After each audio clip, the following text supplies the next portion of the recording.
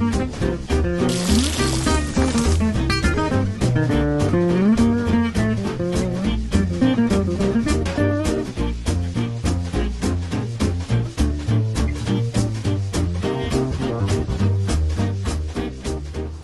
je suis à la Patate du Coin à Mirabel. C'est un endroit qui a un historique un peu particulier parce que plus les années avancent, moins ils vendent de patates. La raison est simple, c'est qu'ils vendent moins de frites, ils vendent plus de poutine. Voilà.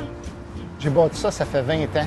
Fait qu'on a acheté la place et on l'a construit nous autres mêmes. Il y avait eu une avant, une cantine dans le coin ici qui était à la même place, mais c'était une roulotte dans les années 50. Puis on a pris le même concept, mais on a grossi. Puis là, bien, les gens du village ils ont commencé à venir puis à aimer notre poutine.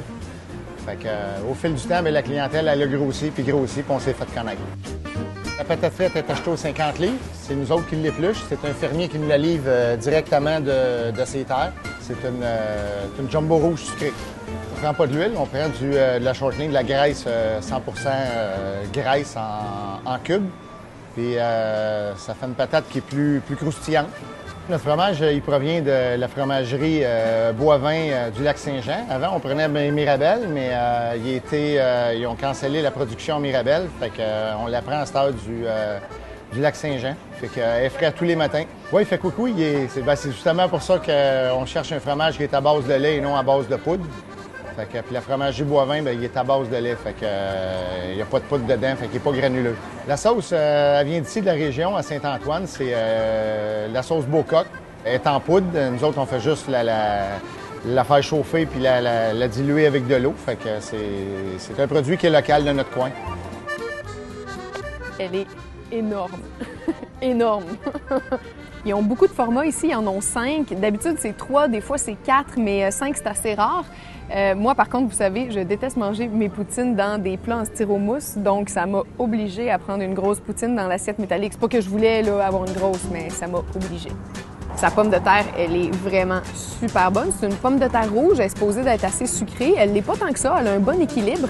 Ce que j'aime, c'est qu'elle est cuite dans le shortening, là, la graisse végétale. C'est plus gras, c'est moins bon pour la santé, mais au goût, ça fait une différence pour vrai. C'est drôlement bon. Le fromage, il est délicieux. Il est en énorme quantité, mais surtout, il est très goûteux. Il fait cuit-cuit. Ça fait longtemps que ça m'est pas arrivé. C'est le fun en bouche quand il y a du bruit. J'ai l'impression de manger de la fraîcheur. La sauce, je dirais que c'est le maillon faible de la poutine. Elle est pas mauvaise, mais je ferais pas ma job. Je serais pas une bonne critique poutinienne de la traiter d'égal à égal avec les sauces des endroits où je suis allée, qui étaient macérées, mijotées pendant des heures avec des recettes maison faites à la main. Ici, c'est une sauce en poudre. Donc, comme je vous dis, elle n'est pas mauvaise du tout, mais c'est sûr qu'en bouche, il y a une petite différence, une bonne différence, on peut dire, avec les sauces faites maison.